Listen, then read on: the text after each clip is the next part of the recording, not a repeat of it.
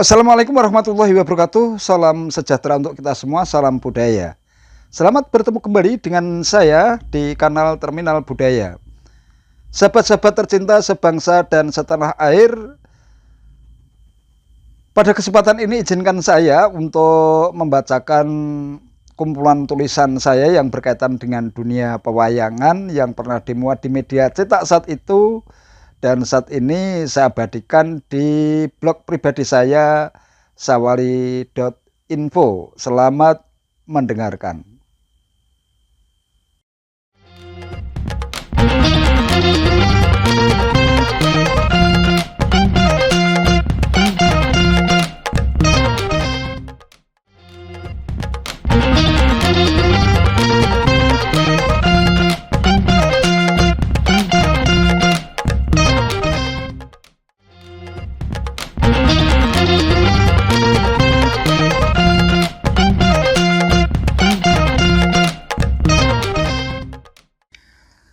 Ketika Yudhistira tersandung di meja judi,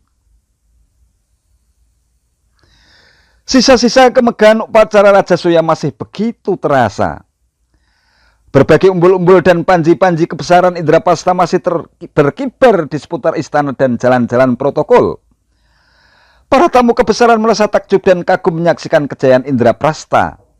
Mereka tak menduga kalau hutan belantara yang semula nyaris tak terjamah kaki manusia mendadak bisa berubah menjadi sebuah negara besar yang kaya dan makmur. Yudhistira yang baru saja dinobatkan sebagai Maharaja Diraja menyalami satu persatu tamu yang hendak pulang ke negaranya masing-masing dengan sikap takzim. Sementara itu, Duryudana yang merasa iri dengan kebesaran Indraprastha tetap saja pongah dan tak sudi berpamitan dengan Yudhistira. Ia bersama para Kurawa dan pengawalnya bergegas meninggalkan istana Indraprastha dengan perasaan masgul. Ketika semua tamu sudah meninggalkan istana Indraprastha yang megah itu, Begawan Abhiyasa belum juga beranjak dari kursi kehormatan.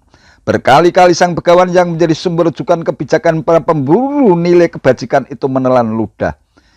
Tenggorokannya turun naik. Melihat kegelisahan yang memancar di wajah sang begawan yang putih bersih itu, Yudhistira mendekatinya dengan sikap takzim yang sudah demikian terlatih. Yang begawan, adakah sesuatu yang sedang Eyang pikirkan sehingga Eyang tampak begitu gelisah? Seloroh Yudhistira dengan suara lembut. Yudhistira, saya merasa senang dan bangga atas gelar Maharaja Diraja yang telah kamu sandang. Sebuah gelar agung yang tidak setiap orang mampu mendapatkannya. Saya berharap semoga bangsa Kuru yang besar mampu mencapai kejayaan dan kemuliaan. Sahut Begawan Abhiyasa sambil manggut-manggut. Tapi kenapa wajah Eyang Mahaguru tampak demikian gelisah? Adakah sesuatu yang Eyang sembunyikan? Peristiwa apalagi kiranya yang tidak terjadi setelah kematian Sisupolo? Sang begawan mendesah. Dada Yudhistira tiba-tiba bergetar. Yudhistira, sang putra Kunti, kamu akan mengalami penderitaan dan hidup susah 14 tahun lamanya. Kematian Sisupala bukanlah peristiwa besar. Apa yang tidak kamu alami jauh lebih mengerikan. Banyak prajurit, jenderal, bahkan ratusan kepala negara akan binasa dalam sebuah perang dahsyat. Malapetaka akan terjadi akibat rivalitas dan konflik antara kamu dan adik-adikmu di satu pihak dengan sepupumu, putra-putra Distroratro. Di pihak yang lain, konflik itu akan memuncak dalam sebuah perang besar yang memusnahkan kaum ksatria. Tak seorang pun yang sanggup melawan suratan nasib. Yang penting, jangan lumuri tanganmu dengan budi angkara dan gebyar duniawi yang akan menghilangkan kewibawaanmu sebagai seorang pemimpin besar.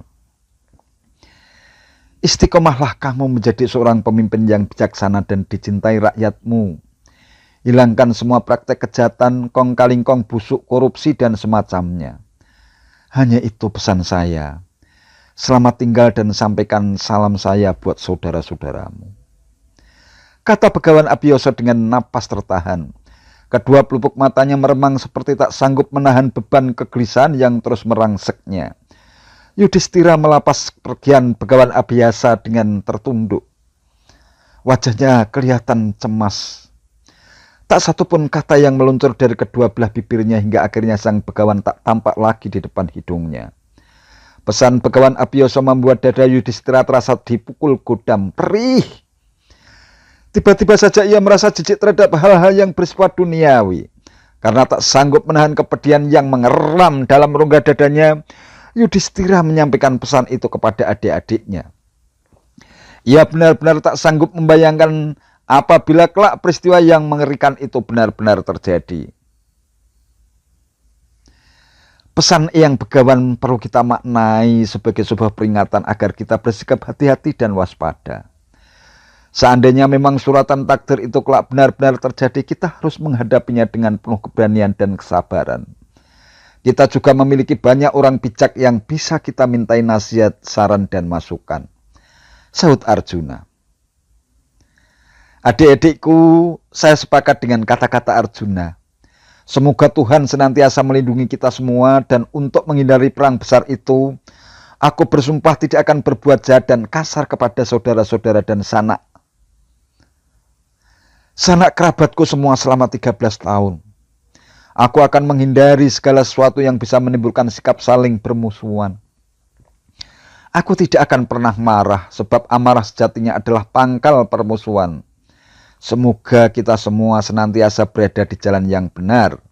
Setelah Eyang Begawan Abiyasa menyampaikan pesan-pesannya, sahut Yudhistira dengan suara bergetar. Ketika Yudhistira berusaha keras untuk memenuhi sumpahnya menghindari permusuhan, Duryudana justru makin panas hati, iri dan dengki menyaksikan kebesaran Indraprastha.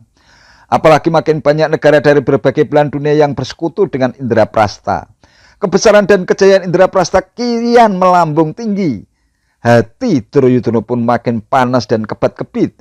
Ia tak ingin saudara sepupunya itu mampu menyaingi dirinya sebagai penguasa besar dan berpengaruh. Ia terus memutar otak bagaimana cara menjatuhkan Indraprastha. Bagaimana menurut pendapat sampean, Paman? Aku terus terang saja tidak rela melihat Indraprastha tumbuh menjadi negara besar. Benar-benar akan menjadi ancaman Astina kalau kita hanya berdiam diri. Seluruh Duryudana dalam sebuah pertemuan yang sejuk ber-AC. Para Kurawa saling berpandangan. Duryudana, Pandhawa memang pantas mendapatkannya. Mereka dikenal sebagai orang-orang bersih dan tak mau melumuri tangannya dengan kejahatan sekecil apapun.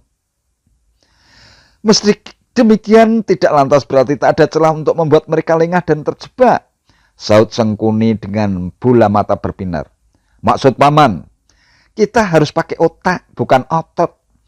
Dari sisi manapun, kekuatan Pandhawa jauh di atas kita. Selain memiliki sekutu hebat, mereka juga punya banyak penasihat spiritual mumpuni. Oleh karena itu, kita perlu taktik dan strategi jitu dan halus.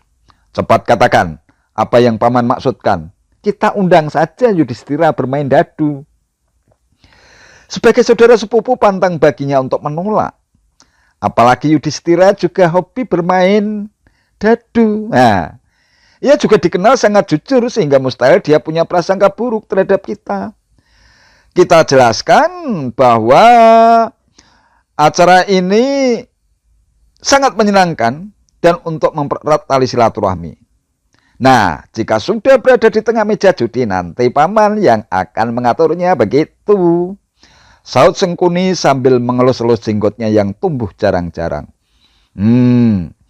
Paman Sengkuni memang hebat. Aku setuju dengan rencana itu. Lantas kira-kira siasat apa yang akan Paman lakukan? Serga Duryudana tak sabar. Nah, dalam permainan judi nanti kita mempertaruhkan kekayaan dan kerajaan Astina. Yudhistira pasti juga akan melakukan hal yang sama karena dia terlalu jujur, dia tidak akan pernah menang. Hingga akhirnya semua kekayaan, kerajaan dan kehormatan Indraprastha dipertaruhkan. Begitu, sahut Sengkuni. Duryodhana sangat percaya terhadap siasat licik Sengkuni. Terbayang dalam layar batinnya kerajaan Indraprastha dan kekayaan yang ada di dalamnya akan segera beralih ke dalam genggaman tangannya. Meski tidak direstui Destrorastro ayahnya, Duryodhana tetap kukuh pada pendiriannya. Dengan berbagai macam dalih dan cara, Duryodhana dan Sengkuni terus meyakinkan Destrorastro bahwa permainan judi akan mengantarkan kejayaan dan kebesaran Astina. Karena terus didesak, akhirnya Destrorastro menyerah. Nasihat pamannya Widura juga tak sanggup menaklukkan kedengkian dan kepungahan yang bersemayam di dada Duryodhana dan Sengkuni. Bahkan Widura yang justru diutus untuk menghantarkan surat undangan kepada Yudhistira. Walhasil terjadilah benih-benih malapetaka itu. Seperti dugaan Sengkuni, kejujuran Yudhistira menjadi awal malapetaka Indraprastha. Di tengah meja judi yang penuh dengan aroma minuman keras itu, Sengkuni terus melakukan siasat liciknya. Yudhistira pun kian jauh terperangkap dalam irama gendang yang tak henti-hentinya ditabuh para Kurawa. Babak demi babak berlangsung, Yudhistira selalu kalah telak. Semua kekayaan yang dia bawa telah ludes di meja judi. Semakin kalah, Yudhistira semakin kalap untuk menebus kekalahannya. Tak hanya harta benda, Indraprastha yang besar dan megah pun akhirnya lolos dipertaruhkan. Tentu saja Sengkuni, Duryodhana dan para Kurawa mabuk kemenangan. Sengkuni terus mempengaruhi Yudhistira untuk mempertaruhkan kehormatan Pandawa yang lain setelah harta benda dan Indraprastha jatuh ke tangan Kurawa. Yudhistira makin kalap, namun dia tak tahu lagi apa yang mesti dipertaruhkan.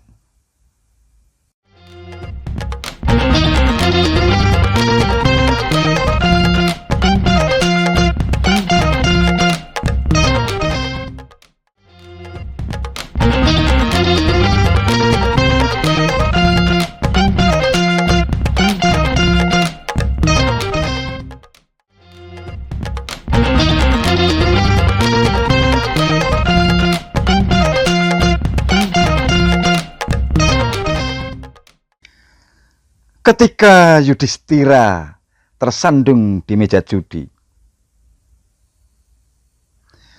sisa-sisa kemegahan upacara Rajasuya masih begitu terasa. Berbagai umbul-umbul dan panji-panji kebesaran Indraprastha masih berkibar di seputar istana dan jalan-jalan protokol. Para tamu kebesaran merasa takjub dan kagum menyaksikan kejayaan Indraprastha. Mereka tak menduga kalau hutan belantara yang semula nyaris tak terjamah kaki manusia mendadak bisa berubah menjadi sebuah negara besar yang kaya dan makmur.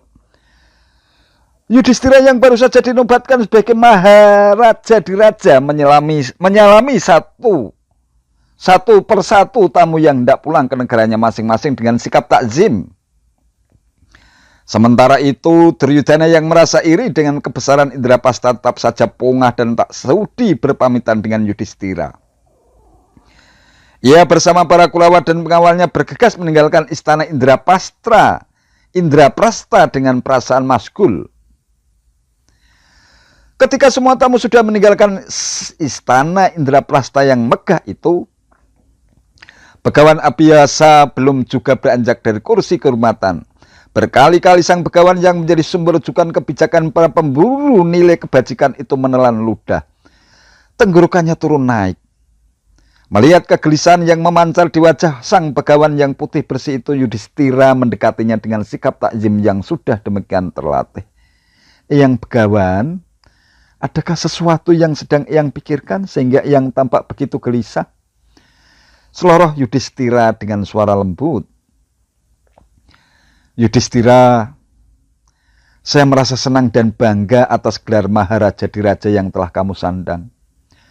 Sebuah gelar agung yang tidak setiap orang mampu mendapatkannya. Saya berharap semoga bangsa Kuru yang besar mampu mencapai kejayaan dan kemuliaan. Sahut Begawan Abhiyasa sambil manggut-manggut. Tapi kenapa wajah Eyang Mahaguru tampak demikian gelisah? Adakah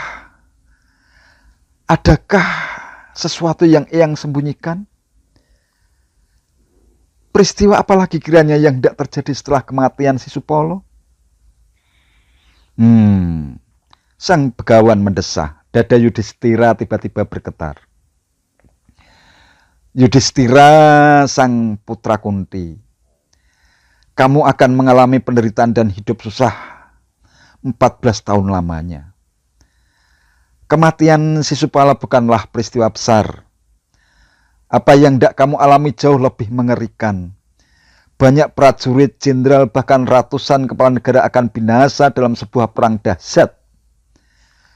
Malapetaka akan terjadi akibat rivalitas dan konflik antara kamu dan adik-adikmu di satu pihak dengan sepupumu, putra-putra Destro-Rastro. Di pihak yang lain, konflik itu akan memuncak dalam sebuah perang besar yang memusnahkan kaum ksatria. Tak seorang pun yang sanggup melawan suratan nasib.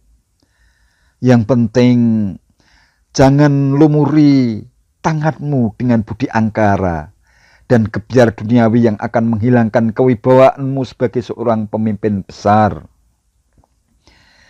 Istiqomahlah kamu menjadi seorang pemimpin yang bijaksana dan dicintai rakyatmu. Hilangkan semua praktek kejahatan, kong kaling kong busuk, korupsi, dan semacamnya. Hanya itu pesan saya. Selamat tinggal dan sampaikan salam saya buat saudara-saudaramu. Kata Begawan Abiyasa dengan napas tertahan. Kedua pelupuk matanya meremang seperti tak sanggup menahan beban kegelisahan yang terus merangseknya. Yudhistira melapas pergian Begawan Abiyasa dengan tertunduk. Wajahnya kelihatan cemas.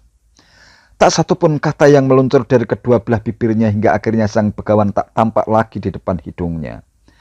Pesan Begawan Abiyasa membuat dada Yudhistira terasa dipukul godam perih. Tiba-tiba saja ia merasa jijik terhadap hal-hal yang bersifat duniawi. Karena tak sanggup menahan kepedihan yang mengeram dalam rongga dadanya, Yudhistira menyampaikan pesan itu kepada adik-adiknya. Ia benar-benar tak sanggup membayangkan apabila kelak peristiwa yang mengerikan itu benar-benar terjadi. Pesan yang Begawan perlu kita maknai sebagai sebuah peringatan agar kita bersikap hati-hati dan waspada. Seandainya memang suratan takdir itu kelak benar-benar terjadi, kita harus menghadapinya dengan penuh keberanian dan kesabaran. Kita juga memiliki banyak orang bijak yang bisa kita mintai nasihat, saran, dan masukan. Sahut Arjuna. Adik-adikku, saya sepakat dengan kata-kata Arjuna. Semoga Tuhan senantiasa melindungi kita semua dan untuk menghindari perang besar itu, aku bersumpah tidak akan berbuat jahat dan kasar kepada saudara-saudara dan sanak kerabatku semua selama 13 tahun. Aku akan menghindari segala sesuatu yang bisa menimbulkan sikap saling bermusuhan. Aku tidak akan pernah marah sebab amarah sejatinya adalah pangkal permusuhan. Semoga kita semua senantiasa berada di jalan yang benar. Setelah Eyang Begawan Abiyasa menyampaikan pesan-pesannya, sahut Yudhistira dengan suara bergetar. Ketika Yudhistira berusaha keras untuk memenuhi sumpahnya menghindari permusuhan, Duryudana justru makin panas hati, iri dan dengki menyaksikan kebesaran Indraprastha. Apalagi makin banyak negara dari berbagai belahan dunia yang bersekutu dengan Indraprastha. Kebesaran dan kejayaan Indraprastha kian melambung tinggi. Hati Duryudana pun makin panas dan kebat-kebit. Ia tak ingin saudara sepupunya itu mampu menyaingi dirinya sebagai penguasa besar dan berpengaruh. Ia terus memutar otak bagaimana cara menjatuhkan Indraprastha. Bagaimana menurut pendapat sampean, Paman? Aku terus terang saja tidak rela melihat Indraprastha tumbuh menjadi negara besar. Benar-benar akan menjadi ancaman Astina kalau kita hanya berdiam diri. Seluruh Duryudana dalam sebuah pertemuan yang sejuk berace. Para Kurawa saling berpandangan. Duryudana, Pandhawa memang pantas mendapatkannya. Mereka dikenal sebagai orang-orang bersih dan tak mau melumuri tangannya dengan kejahatan sekecil apapun. Meski demikian, tidak lantas berarti tak ada celah untuk membuat mereka lengah dan terjebak. Sahut Sengkuni dengan bola mata berbinar. Maksud Paman, kita harus pakai otak, bukan otot. Dari sisi manapun, kekuatan Pandhawa jauh di atas kita. Selain memiliki sekutu hebat, mereka juga punya banyak penasihat spiritual mumpuni. Oleh karena itu, kita perlu taktik dan strategi jitu dan halus. Cepat katakan, apa yang Paman maksudkan? Kita undang saja Yudhistira bermain dadu. Sebagai saudara sepupu, pantang baginya untuk menolak. Apalagi Yudhistira juga hobi bermain dadu. Nah, ia juga dikenal sangat jujur sehingga mustahil dia punya prasangka buruk terhadap kita. Kita jelaskan bahwa acara ini sangat menyenangkan dan untuk mempererat tali silaturahmi. Nah, jika sudah berada di tengah meja judi, nanti paman yang akan mengaturnya, begitu. Saud Sengkuni sambil mengelus-elus jenggotnya yang tumbuh jarang-jarang. Paman Sengkuni memang hebat. Aku setuju dengan rencana itu. Lantas kira-kira siasat apa yang akan paman lakukan? Serga Duryudana tak sabar. Nah, dalam permainan judi nanti kita mempertaruhkan kekayaan dan kerajaan Astina. Yudhistira pasti juga akan melakukan hal yang sama karena dia terlalu jujur, dia tidak akan pernah menang. Hingga akhirnya semua kekayaan, kerajaan dan kehormatan Indraprastha dipertaruhkan. Begitu Saud Sengkuni. Duryudana sangat percaya terhadap siasat licik Sengkuni. Terbayang dalam layar batinnya kerajaan Indraprastha dan kekayaan yang ada di dalamnya akan segera beralih ke dalam genggaman tangannya. Meski tidak direstui Destrorastro ayahnya, Duryudana tetap kukuh pada pendiriannya dengan berbagai macam dalih dan cara. Duryudana dan Sengkuni terus meyakinkan Destrorastro bahwa permainan judi akan mengantarkan kejayaan dan kebesaran Astina. Karena terus didesak, akhirnya Destrorastro menyerah. Nasihat pamannya Widura juga tak sanggup menaklukkan kedengkian dan kepungahan yang bersemayam di dada Duryudana dan Sengkuni. Bahkan Widura yang justru diutus untuk menghantarkan surat undangan kepada Yudhistira. Walhasil terjadilah benih-benih malapetaka itu. Seperti dugaan Sengkuni, kejujuran Yudhistira menjadi awal malapetaka Indraprastha. Di tengah meja judi yang penuh dengan aroma minuman keras itu, Sengkuni terus melakukan siasat liciknya. Yudhistira pun kian jauh terperangkap dalam irama gendang yang tak henti-hentinya ditabuh para Kurawa. Babak demi babak berlangsung, Yudhistira selalu kalah telak. Semua kekayaan yang dia bawa telah ludes di meja judi. Semakin kalah, Yudhistira semakin kalap untuk menebus kekalahannya. Tak hanya harta benda, Indraprastha yang besar dan megah pun akhirnya lolos dipertaruhkan. Tentu saja Sengkuni, Duryudana dan para Kurawa mabuk kemenangan. Sengkuni terus mempengaruhi Yudhistira untuk mempertaruhkan kehormatan Pandawa yang lain setelah harta benda dan Indraprastha jatuh ke tangan Kurawa. Yudhistira makin kalap, namun dia tak tahu lagi apa yang mesti dipertaruhkan.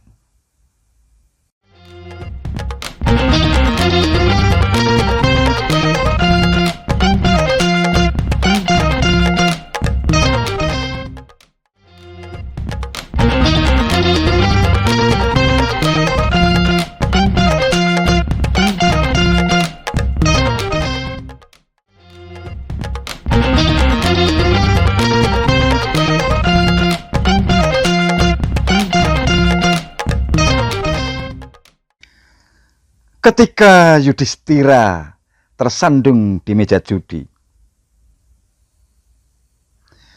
sisa-sisa kemegahan upacara Rajasuya masih begitu terasa. Berbagai umbul-umbul dan panji-panji kebesaran Indraprastha masih berkibar di seputar istana dan jalan-jalan protokol. Para tamu kebesaran merasa takjub dan kagum menyaksikan kejayaan Indraprastha. Mereka tak menduga kalau hutan belantara yang semula nyaris tak terjamah kaki manusia mendadak bisa berubah menjadi sebuah negara besar yang kaya dan makmur. Yudhistira yang baru saja dinobatkan sebagai Maharaja Diraja menyalami satu persatu tamu yang hendak pulang ke negaranya masing-masing dengan sikap takzim. Sementara itu, Duryudana yang merasa iri dengan kebesaran Indraprastha tetap saja pongah dan tak sudi berpamitan dengan Yudhistira. Ia bersama para Kurawa dan pengawalnya bergegas meninggalkan istana Indraprastha dengan perasaan masgul.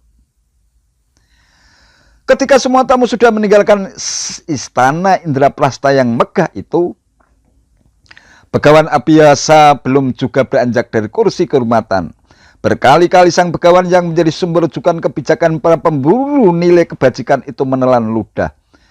Tenggorokannya turun naik.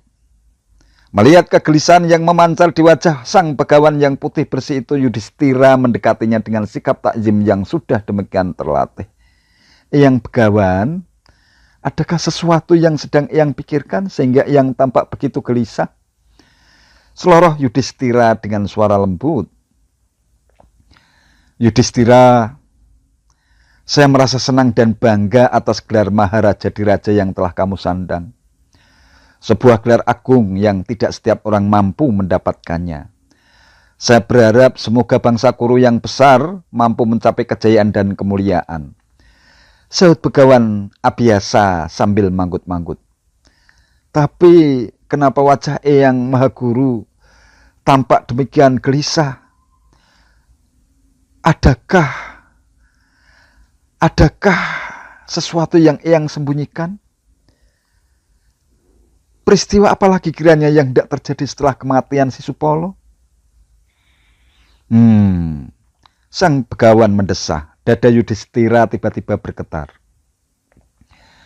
Yudhistira, sang putra Kunti, kamu akan mengalami penderitaan dan hidup susah 14 tahun lamanya. Kematian Sisupala bukanlah peristiwa besar. Apa yang tidak kamu alami jauh lebih mengerikan. Banyak prajurit, jenderal, bahkan ratusan kepala negara akan binasa dalam sebuah perang dahsyat. Malah petaka akan terjadi akibat rivalitas dan konflik antara kamu dan adik-adikmu di satu pihak dengan sepupumu, putra-putra Distroratro. Di pihak yang lain, konflik itu akan memuncak dalam sebuah perang besar yang memusnahkan kaum ksatria. Tak seorang pun yang sanggup melawan suratan nasib. Yang penting, jangan lumuri tanganmu dengan budi angkara dan gebyar duniawi yang akan menghilangkan kewibawaanmu sebagai seorang pemimpin besar. Istiqomahlah kamu menjadi seorang pemimpin yang bijaksana dan dicintai rakyatmu. Hilangkan semua praktek kejahatan, kong kaling kong busuk, korupsi, dan semacamnya. Hanya itu pesan saya. Selamat tinggal dan sampaikan salam saya buat saudara-saudaramu. Kata Begawan Abhyasa dengan napas tertahan. Kedua pelupuk matanya meremang seperti tak sanggup menahan beban kegelisahan yang terus merangseknya. Yudhistira melapas pergian Begawan Abhyasa dengan tertunduk. Wajahnya kelihatan cemas. Tak satupun kata yang meluncur dari kedua belah bibirnya hingga akhirnya sang Begawan tak tampak lagi di depan hidungnya. Pesan Begawan Abhyasa membuat dada Yudhistira terasa dipukul godam perih. Tiba-tiba saja ia merasa jijik terhadap hal-hal yang bersifat duniawi.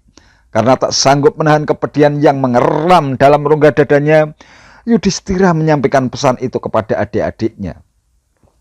Ia benar-benar tak sanggup membayangkan apabila kelak peristiwa yang mengerikan itu benar-benar terjadi. Pesan Eyang Begawan perlu kita maknai sebagai sebuah peringatan agar kita bersikap hati-hati dan waspada. Seandainya memang suratan takdir itu kelak benar-benar terjadi, kita harus menghadapinya dengan penuh keberanian dan kesabaran. Kita juga memiliki banyak orang bijak yang bisa kita mintai nasihat, saran, dan masukan. Sahut Arjuna. Adik-adikku, saya sepakat dengan kata-kata Arjuna. Semoga Tuhan senantiasa melindungi kita semua, dan untuk menghindari perang besar itu, aku bersumpah tidak akan berbuat jahat dan kasar kepada saudara-saudara dan sanak kerabatku semua selama 13 tahun. Aku akan menghindari segala sesuatu yang bisa menimbulkan sikap saling bermusuhan. Aku tidak akan pernah marah, sebab amarah sejatinya adalah pangkal permusuhan. Semoga kita semua senantiasa berada di jalan yang benar. Setelah Eyang Begawan Abhyasa menyampaikan pesan-pesannya, sahut Yudhistira dengan suara bergetar. Ketika Yudhistira berusaha keras untuk memenuhi sumpahnya menghindari permusuhan, Duryudana justru makin panas hati, iri dan dengki menyaksikan kebesaran Indraprastha. Apalagi makin banyak negara dari berbagai belahan dunia yang bersekutu dengan Indraprastha. Kebesaran dan kejayaan Indraprastha kian melambung tinggi. Hati Duryudana pun makin panas dan kebat-kebit. Ia tak ingin saudara sepupunya itu mampu menyaingi dirinya sebagai penguasa besar dan berpengaruh. Ia terus memutar otak bagaimana cara menjatuhkan Indraprasta. Bagaimana menurut pendapat sampean, Paman? Aku terus terang saja tidak rela melihat Indraprasta tumbuh menjadi negara besar. Benar-benar akan menjadi ancaman Astina kalau kita hanya berdiam diri. Seluruh Duryudana dalam sebuah pertemuan yang sejuk berace. Para Kurawa saling berpandangan. Duryudana, Pandawa memang pantas mendapatkannya. Mereka dikenal sebagai orang-orang bersih dan tak mau melumuri tangannya dengan kejahatan sekecil apapun. Meski demikian, tidak lantas berarti tak ada celah untuk membuat mereka lengah dan terjebak, saut Sengkuni dengan bola mata berbinar. Maksud Paman, kita harus pakai otak, bukan otot. Dari sisi manapun, kekuatan Pandawa jauh di atas kita. Selain memiliki sekutu hebat, mereka juga punya banyak penasihat spiritual mumpuni. Oleh karena itu, kita perlu taktik dan strategi jitu dan halus. Cepat katakan, apa yang Paman maksudkan?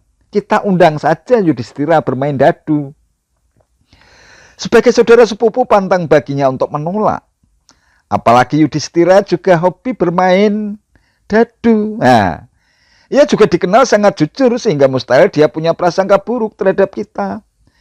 Kita jelaskan bahwa acara ini sangat menyenangkan dan untuk mempererat tali silaturahmi. Nah, jika sudah berada di tengah meja judi, nanti Paman yang akan mengaturnya, begitu. Saut Sengkuni sambil mengelus-elus jenggotnya yang tumbuh jarang-jarang. Paman Sengkuni memang hebat. Aku setuju dengan rencana itu. Lantas kira-kira siasat apa yang akan Paman lakukan? Serga Duryudana tak sabar. Nah, dalam permainan judi nanti kita mempertaruhkan kekayaan dan kerajaan Astina. Yudhistira pasti juga akan melakukan hal yang sama karena dia terlalu jujur, dia tidak akan pernah menang. Hingga akhirnya semua kekayaan, kerajaan dan kehormatan Indraprasta dipertaruhkan. Begitu, saut Sengkuni. Duryudana sangat percaya terhadap siasat licik Sengkuni. Terbayang dalam layar batinnya kerajaan Indraprasta dan kekayaan yang ada di dalamnya akan segera beralih ke dalam genggaman tangannya. Meski tidak direstui Destrorastro ayahnya, Duryudana tetap kukuh pada pendiriannya dengan berbagai macam dalih dan cara. Duryudana dan Sengkuni terus meyakinkan Destrorastro bahwa permainan judi akan mengantarkan kejayaan dan kebesaran Astina. Karena terus didesak, akhirnya Destrorastro menyerah. Nasihat pamannya Widura juga tak sanggup menaklukkan kedengkian dan kepungahan yang bersemayam di dada Duryudana dan Sengkuni. Bahkan Widura yang justru diutus untuk menghantarkan surat undangan kepada Yudhistira. Walhasil terjadilah benih-benih malapetaka itu. Seperti dugaan Sengkuni, kejujuran Yudhistira menjadi awal malapetaka Indraprasta. Di tengah meja judi yang penuh dengan aroma minuman keras itu, Sengkuni terus melakukan siasat liciknya. Yudhistira pun kian jauh terperangkap dalam irama gendang yang tak henti-hentinya ditabuh para Kurawa. Babak demi babak berlangsung, Yudhistira selalu kalah telak. Semua kekayaan yang dia bawa telah ludes di meja judi. Semakin kalah, Yudhistira semakin kalap untuk menebus kekalahannya. Tak hanya harta benda, Indraprasta yang besar dan megah pun akhirnya lolos dipertaruhkan. Tentu saja Sengkuni, Duryudana dan para Kurawa mabuk kemenangan.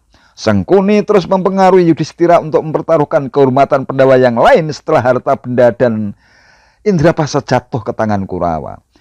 Yudhistira makin kalap, namun dia tak tahu lagi apa yang mesti dipertaruhkan.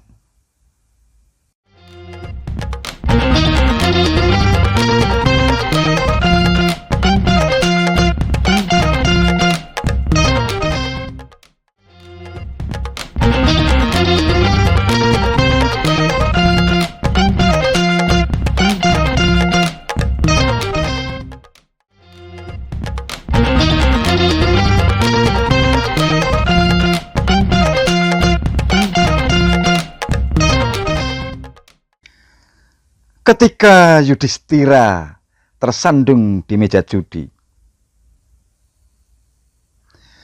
sisa-sisa kemegahan upacara Rajasuya masih begitu terasa. Berbagai umbul-umbul dan panji-panji kebesaran Indraprasta masih berkibar di seputar istana dan jalan-jalan protokol. Para tamu kebesaran merasa takjub dan kagum menyaksikan kejayaan Indraprasta. Mereka tak menduga kalau hutan belantara yang semula nyaris tak terjamah kaki manusia mendadak bisa berubah menjadi sebuah negara besar yang kaya dan makmur. Yudhistira yang baru saja dinobatkan sebagai Maharaja Diraja menyalami satu persatu tamu yang hendak pulang ke negaranya masing-masing dengan sikap takzim. Sementara itu, Duryudana yang merasa iri dengan kebesaran Indraprasta tetap saja pongah dan tak sudi berpamitan dengan Yudhistira. Ia bersama para Kurawa dan pengawalnya bergegas meninggalkan istana Indraprasta dengan perasaan masgul. Ketika semua tamu sudah meninggalkan istana Indraprasta yang megah itu, Begawan Abhiyasa belum juga beranjak dari kursi kehormatan. Berkali-kali sang begawan yang menjadi sumber rujukan kebijakan para pemburu nilai kebajikan itu menelan ludah. Tenggorokannya turun naik. Melihat kegelisahan yang memancar di wajah sang begawan yang putih bersih itu, Yudhistira mendekatinya dengan sikap takzim yang sudah demikian terlatih. Eyang Begawan, adakah sesuatu yang sedang Eyang pikirkan sehingga Eyang tampak begitu gelisah? Seloroh Yudhistira dengan suara lembut. Yudhistira, saya merasa senang dan bangga atas gelar Maharaja Diraja yang telah kamu sandang. Sebuah gelar agung yang tidak setiap orang mampu mendapatkannya. Saya berharap semoga bangsa Kuru yang besar mampu mencapai kejayaan dan kemuliaan. Sahut Begawan Abhiyasa sambil manggut-manggut. Tapi kenapa wajah Eyang Mahaguru tampak demikian gelisah? Adakah sesuatu yang Eyang sembunyikan? Peristiwa apalagi kiranya yang tidak terjadi setelah kematian Sisupolo? Sang begawan mendesah. Dada Yudhistira tiba-tiba bergetar. Yudhistira, sang putra Kunti, kamu akan mengalami penderitaan dan hidup susah 14 tahun lamanya. Kematian Sisupala bukanlah peristiwa besar. Apa yang tidak kamu alami jauh lebih mengerikan. Banyak prajurit, jenderal, bahkan ratusan kepala negara akan binasa dalam sebuah perang dahsyat. Malapetaka akan terjadi akibat rivalitas dan konflik antara kamu dan adik-adikmu di satu pihak dengan sepupumu, putra-putra Distroratro. Di pihak yang lain, konflik itu akan memuncak dalam sebuah perang besar yang memusnahkan kaum ksatria. Tak seorang pun yang sanggup melawan suratan nasib. Yang penting, jangan lumuri tanganmu dengan budi angkara dan gebyar duniawi yang akan menghilangkan kewibawaanmu sebagai seorang pemimpin besar. Istiqomahlah kamu menjadi seorang pemimpin yang bijaksana dan dicintai rakyatmu. Hilangkan semua praktek kejahatan, kong kaling kong busuk, korupsi, dan semacamnya. Hanya itu pesan saya. Selamat tinggal dan sampaikan salam saya buat saudara-saudaramu. Kata Begawan Abhiyasa dengan napas tertahan. Kedua pelupuk matanya meremang seperti tak sanggup menahan beban kegelisahan yang terus merangseknya. Yudhistira melapas kepergian Begawan Abhiyasa dengan tertunduk. Wajahnya kelihatan cemas. Tak satupun kata yang meluncur dari kedua belah bibirnya hingga akhirnya sang begawan tak tampak lagi di depan hidungnya. Pesan Begawan Abhiyasa membuat dada Yudhistira terasa dipukul godam perih. Tiba-tiba saja ia merasa jijik terhadap hal-hal yang bersifat duniawi. Karena tak sanggup menahan kepedihan yang mengeram dalam rongga dadanya, Yudhistira menyampaikan pesan itu kepada adik-adiknya. Ia benar-benar tak sanggup membayangkan apabila kelak peristiwa yang mengerikan itu benar-benar terjadi. Pesan Eyang Begawan perlu kita maknai sebagai sebuah peringatan agar kita bersikap hati-hati dan waspada. Seandainya memang suratan takdir itu kelak benar-benar terjadi, kita harus menghadapinya dengan penuh keberanian dan kesabaran. Kita juga memiliki banyak orang bijak yang bisa kita mintai nasihat, saran, dan masukan. Sahut Arjuna. Adik-adikku, saya sepakat dengan kata-kata Arjuna. Semoga Tuhan senantiasa melindungi kita semua dan untuk menghindari perang besar itu, Aku bersumpah tidak akan berbuat jahat dan kasar kepada saudara-saudara dan sanak kerabatku semua selama 13 tahun. Aku akan menghindari segala sesuatu yang bisa menimbulkan sikap saling bermusuhan. Aku tidak akan pernah marah, sebab amarah sejatinya adalah pangkal permusuhan. Semoga kita semua senantiasa berada di jalan yang benar. Setelah Eyang Begawan Abiyasa menyampaikan pesan-pesannya, saut Yudhistira dengan suara bergetar. Ketika Yudhistira berusaha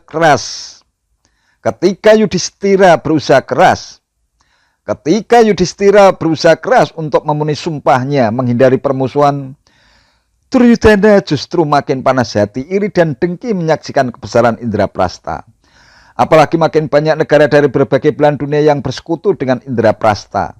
Kebesaran dan kejayaan Indraprastha kian melambung tinggi. Hati Duryudana pun makin panas dan kebat-kebit. Ia tak ingin saudara sepupunya itu mampu menyaingi dirinya sebagai penguasa besar dan berpengaruh. Ia terus memutar otak bagaimana cara menjatuhkan Indraprastha. Bagaimana menurut pendapat sampean, Paman?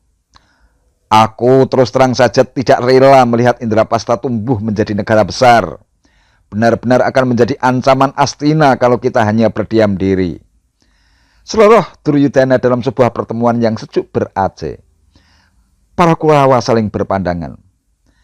Duryudana, Pandawa memang pantas mendapatkannya. Mereka dikenal sebagai orang-orang bersih dan tak mau melumuri tangannya dengan kejahatan sekecil apapun. Meski demikian tidak lantas berarti tak ada celah untuk membuat mereka lengah dan terjebak, saut Sengkuni dengan bola mata berbinar. Maksud Paman, kita harus pakai otak, bukan otot. Dari sisi manapun kekuatan Pandawa jauh di atas kita. Selain memiliki sekutu hebat, mereka juga punya banyak penasihat spiritual mumpuni. Oleh karena itu, kita perlu taktik dan strategi jitu dan halus. Cepat katakan, apa yang Paman maksudkan? Kita undang saja Yudhistira bermain dadu. Sebagai saudara sepupu, pantang baginya untuk menolak. Apalagi Yudhistira juga hobi bermain dadu. Nah, ia juga dikenal sangat jujur sehingga mustahil dia punya prasangka buruk terhadap kita. Kita jelaskan bahwa acara ini sangat menyenangkan dan untuk mempererat tali silaturahmi. Nah, jika sudah berada di tengah meja judi, nanti Paman yang akan mengaturnya, begitu. Saut Sengkuni sambil mengelus-elus jenggotnya yang tumbuh jarang-jarang. Paman Sengkuni memang hebat. Aku setuju dengan rencana itu. Lantas kira-kira siasat apa yang akan Paman lakukan? Serga Duryudana tak sabar. Nah, dalam permainan judi nanti kita mempertaruhkan kekayaan dan kerajaan Astina. Yudhistira pasti juga akan melakukan hal yang sama karena dia terlalu jujur, dia tidak akan pernah menang. Hingga akhirnya semua kekayaan, kerajaan dan kehormatan Indraprastha dipertaruhkan. Begitu, saut Sengkuni. Duryudana sangat percaya terhadap siasat licik Sengkuni. Terbayang dalam layar batinnya kerajaan Indraprastha dan kekayaan yang ada di dalamnya akan segera beralih ke dalam genggaman tangannya. Meski tidak direstui Destrorastro ayahnya, Duryudana tetap kukuh pada pendiriannya dengan berbagai macam dalih dan cara. Duryudana dan Sengkuni terus meyakinkan Destrorastro bahwa permainan judi akan mengantarkan kejayaan dan kebesaran Astina. Karena terus didesak, akhirnya Destrorastro menyerah. Nasihat pamannya Widura juga tak sanggup menaklukkan kedengkian dan kepungahan yang bersemayam di dada Duryudana dan Sengkuni. Bahkan Widura yang justru diutus untuk menghantarkan surat undangan kepada Yudhistira. Walhasil terjadilah benih-benih malapetaka itu. Seperti dugaan Sengkuni, kejujuran Yudhistira menjadi awal malapetaka Indraprastha. Di tengah meja judi yang penuh dengan aroma minuman keras itu, Sengkuni terus melakukan siasat liciknya. Yudhistira pun kian jauh terperangkap dalam irama gendang yang tak henti-hentinya ditabuh para Kurawa. Babak demi babak berlangsung, Yudhistira selalu kalah telak. Semua kekayaan yang dia bawa telah ludes di meja judi. Semakin kalah, Yudhistira semakin kalap untuk menebus kekalahannya. Tak hanya harta benda, Indraprastha yang besar dan megah pun akhirnya lolos dipertaruhkan. Tentu saja Sengkuni, Duryudana dan para Kurawa mabuk kemenangan. Sangkuni terus mempengaruhi Yudhistira untuk mempertaruhkan kehormatan Pandawa yang lain setelah harta benda dan Indraprastha jatuh ke tangan Kurawa. Yudhistira makin kalap, namun dia tak tahu lagi apa yang mesti dipertaruhkan.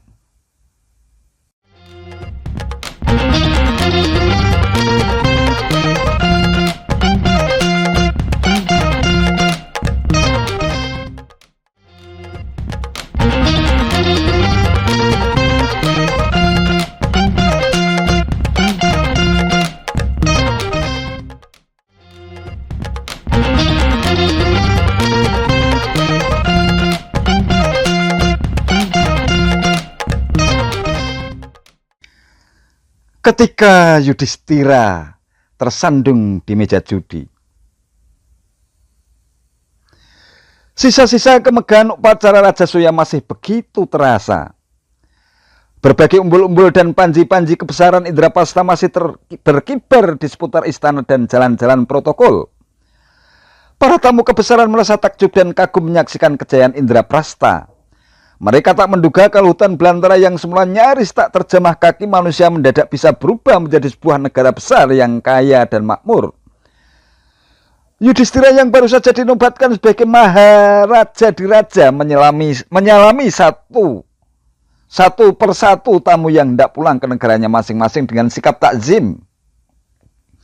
Sementara itu, Duryudana yang merasa iri dengan kebesaran Indraprastha tetap saja pongah dan tak sudi berpamitan dengan Yudhistira. Ia bersama para Kurawa dan pengawalnya bergegas meninggalkan istana Indraprastha dengan perasaan masgul. Ketika semua tamu sudah meninggalkan istana Indraprastha yang megah itu, Begawan Abhiyasa belum juga beranjak dari kursi kehormatan. Berkali-kali sang begawan yang menjadi sumber rujukan kebijakan para pemburu nilai kebajikan itu menelan ludah.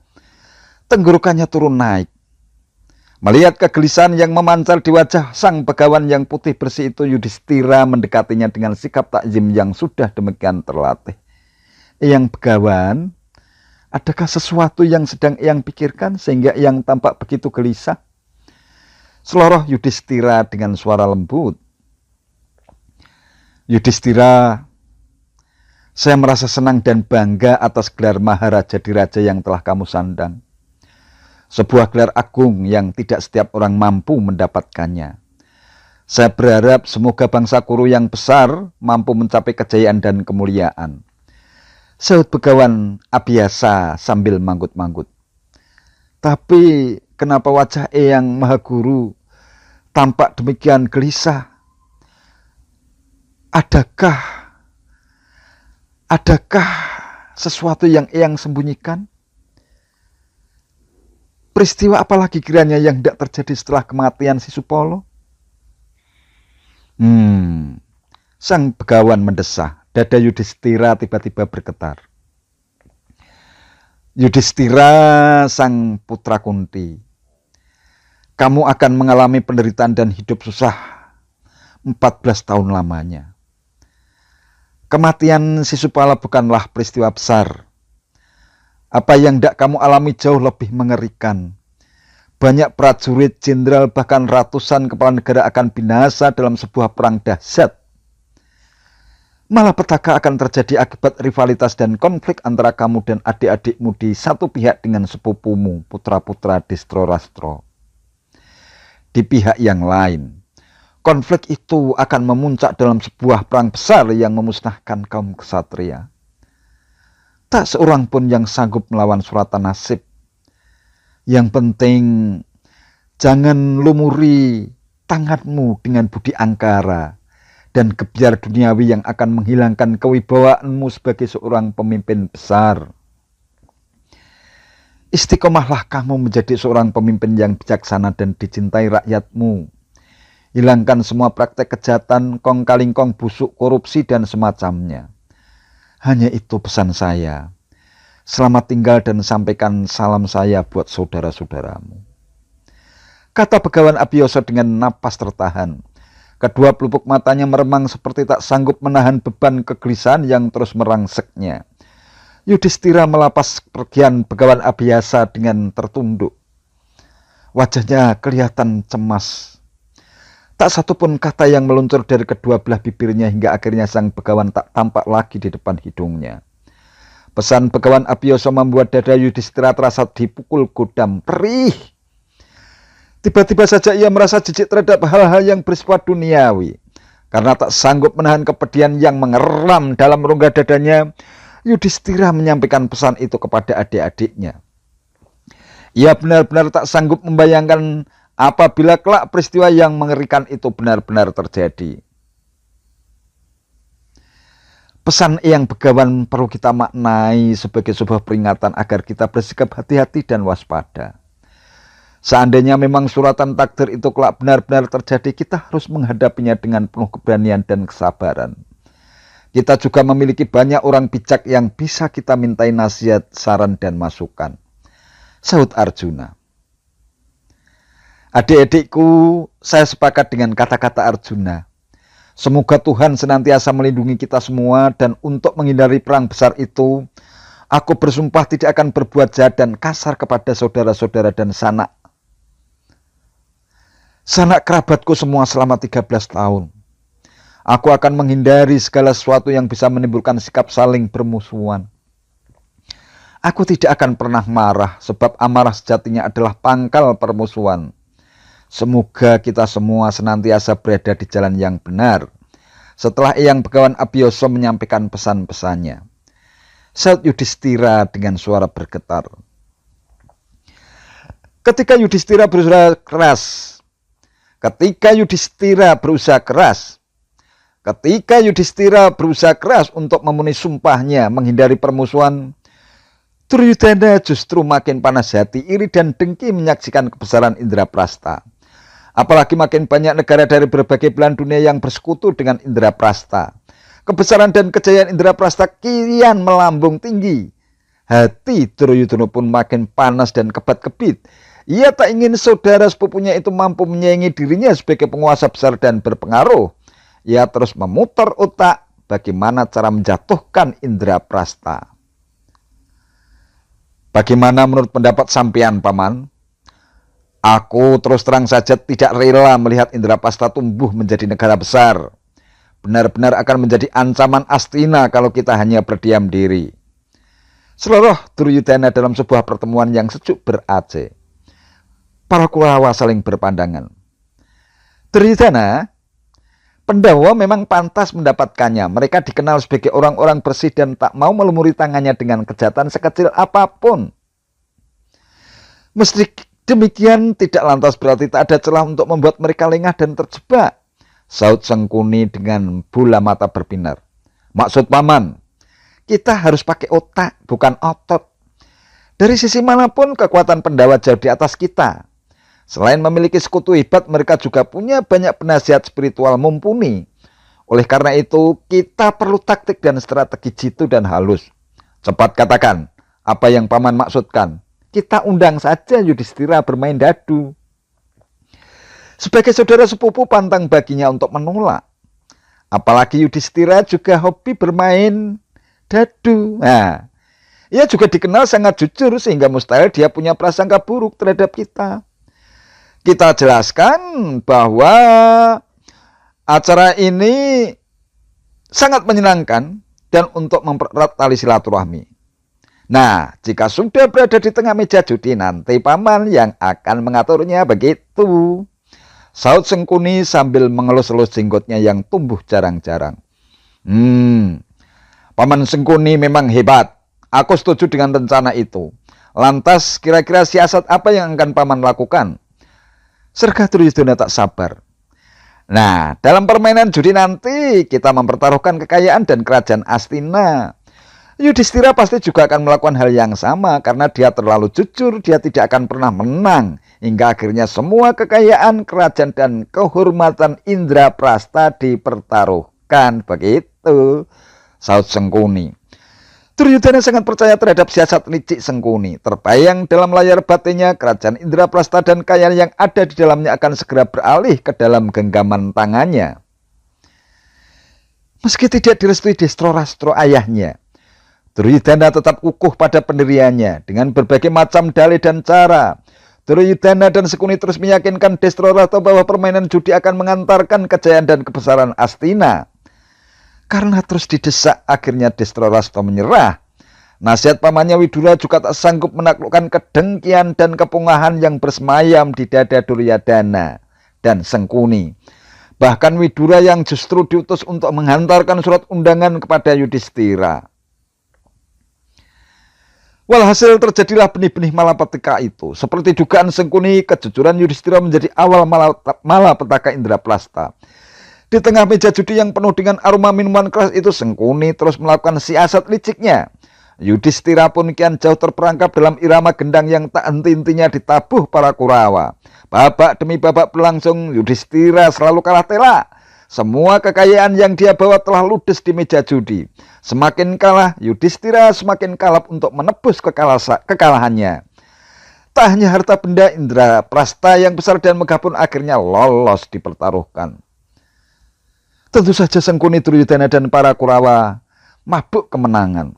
Sengkuni terus mempengaruhi Yudhistira untuk mempertaruhkan kehormatan Pandawa yang lain setelah harta benda dan Indraprasta jatuh ke tangan Kurawa. Yudhistira makin kalap, namun dia tak tahu lagi apa yang mesti dipertaruhkan.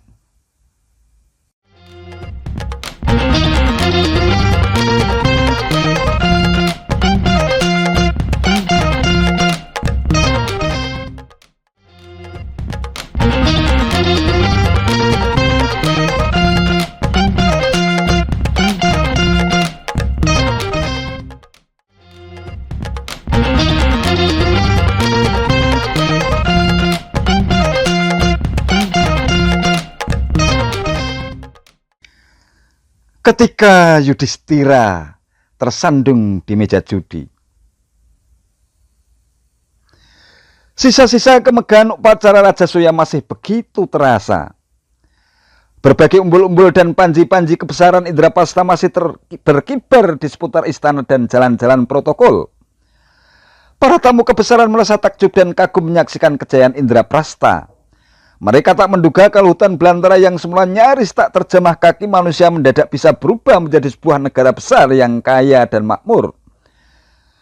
Yudhistira yang baru saja dinobatkan sebagai Maharaja Diraja menyalami satu persatu tamu yang hendak pulang ke negaranya masing-masing dengan sikap takzim.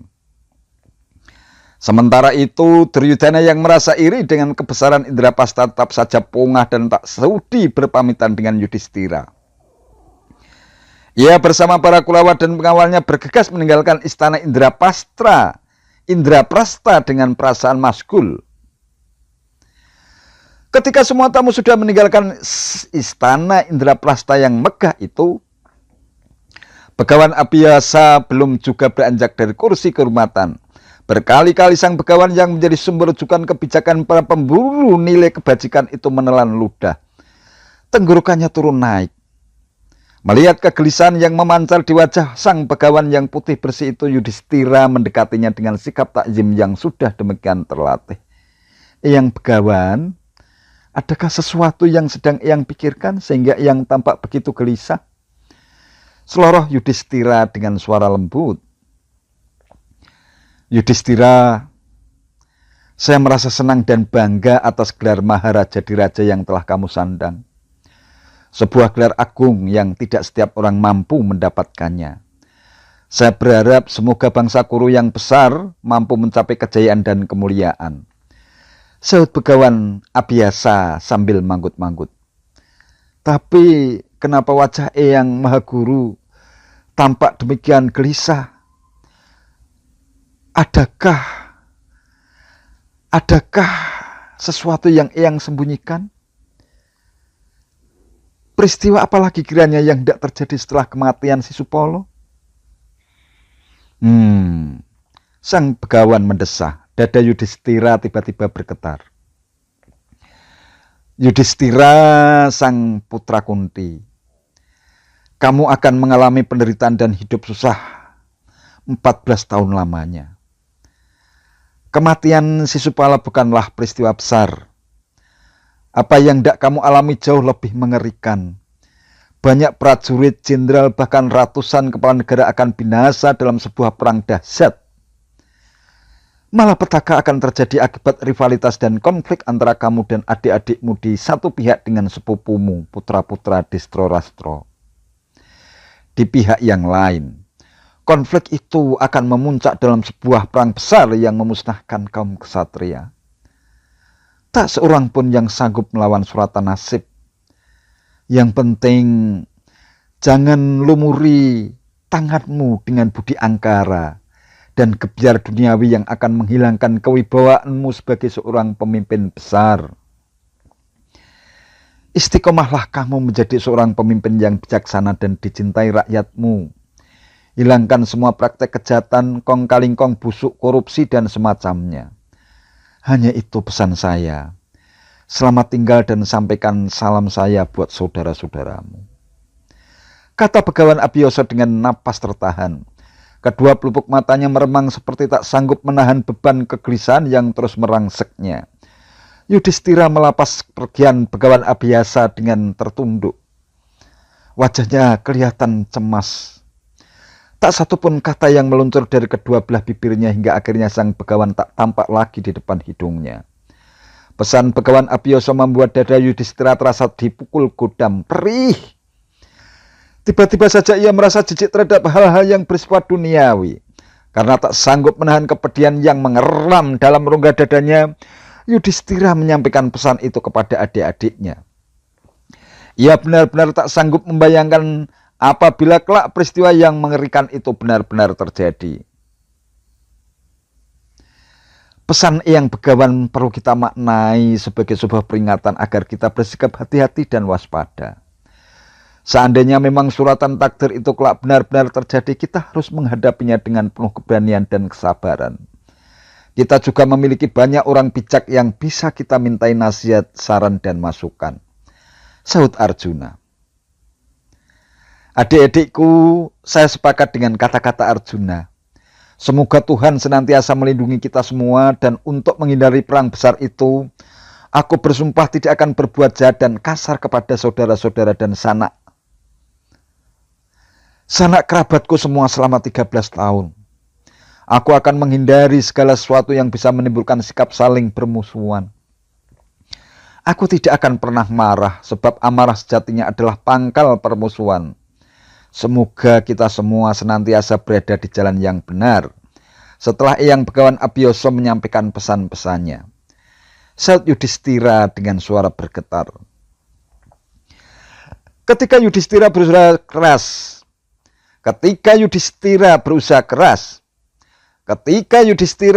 keras untuk memenuhi sumpahnya menghindari permusuhan, Duryudana justru makin panas hati, iri dan dengki menyaksikan kebesaran Indraprastha. Apalagi makin banyak negara dari berbagai belahan dunia yang bersekutu dengan Indraprastha. Kebesaran dan kejayaan Indraprastha kian melambung tinggi. Hati Duryudana pun makin panas dan kebat-kebit.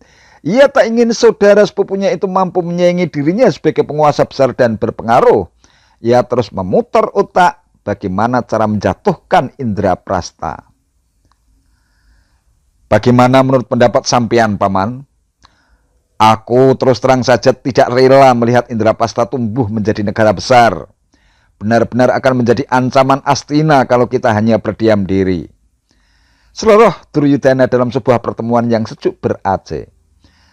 Para Kurawa saling berpandangan. Duryudana, Pandawa memang pantas mendapatkannya. Mereka dikenal sebagai orang-orang bersih dan tak mau melumuri tangannya dengan kejahatan sekecil apapun. Meski demikian, tidak lantas berarti tak ada celah untuk membuat mereka lengah dan terjebak. Sahut Sengkuni dengan bola mata berbinar. Maksud Paman, kita harus pakai otak, bukan otot. Dari sisi manapun, kekuatan Pandawa jauh di atas kita. Selain memiliki sekutu hebat, mereka juga punya banyak penasihat spiritual mumpuni. Oleh karena itu, kita perlu taktik dan strategi jitu dan halus. Cepat katakan, apa yang Paman maksudkan? Kita undang saja Yudhistira bermain dadu. Sebagai saudara sepupu, pantang baginya untuk menolak. Apalagi Yudhistira juga hobi bermain dadu. Nah, ia juga dikenal sangat jujur sehingga mustahil dia punya prasangka buruk terhadap kita. Kita jelaskan bahwa acara ini sangat menyenangkan dan untuk mempererat tali silaturahmi. Nah, jika sudah berada di tengah meja judi, nanti paman yang akan mengaturnya, begitu. Saud Sengkuni sambil mengelus-elus jenggotnya yang tumbuh jarang-jarang. Paman Sengkuni memang hebat. Aku setuju dengan rencana itu. Lantas, kira-kira siasat apa yang akan paman lakukan? Serga Duryudana tak sabar. Nah, dalam permainan judi nanti kita mempertaruhkan kekayaan dan kerajaan Astina. Yudhistira pasti juga akan melakukan hal yang sama karena dia terlalu jujur, dia tidak akan pernah menang. Hingga akhirnya semua kekayaan, kerajaan, dan kehormatan Indraprastha dipertaruhkan. Begitu, Saud Sengkuni. Duryudana sangat percaya terhadap siasat licik Sengkuni. Terbayang dalam layar batinnya, kerajaan Indraprastha dan kekayaan yang ada di dalamnya akan segera beralih ke dalam genggaman tangannya. Meski tidak direstui Destrorastro ayahnya, Duryudana tetap kukuh pada pendiriannya dengan berbagai macam dalih dan cara. Duryudana dan Sengkuni terus meyakinkan Destrorastro bahwa permainan judi akan mengantarkan kejayaan dan kebesaran Astina. Karena terus didesak, akhirnya Destrorastro menyerah. Nasihat pamannya Widura juga tak sanggup menaklukkan kedengkian dan kepungahan yang bersemayam di dada Duryudana dan Sengkuni. Bahkan Widura yang justru diutus untuk menghantarkan surat undangan kepada Yudhistira. Walhasil terjadilah benih-benih malapetaka itu. Seperti dugaan Sengkuni, kejujuran Yudhistira menjadi awal malapetaka Indraprastha. Di tengah meja judi yang penuh dengan aroma minuman keras itu, Sengkuni terus melakukan siasat liciknya. Yudhistira pun kian jauh terperangkap dalam irama gendang yang tak henti-hentinya ditabuh para Kurawa. Babak demi babak berlangsung, Yudhistira selalu kalah telak. Semua kekayaan yang dia bawa telah ludes di meja judi. Semakin kalah, Yudhistira semakin kalap untuk menebus kekalahannya. Tak hanya harta benda, Indraprastha yang besar dan megah pun akhirnya lolos dipertaruhkan. Tentu saja Sengkuni, Duryudana, dan para Kurawa mabuk kemenangan. Sengkuni terus mempengaruhi Yudhistira untuk mempertaruhkan kehormatan Pandawa yang lain setelah harta benda dan Indraprastha jatuh ke tangan Kurawa. Yudhistira makin kalap, namun dia tak tahu lagi apa yang mesti dipertaruhkan.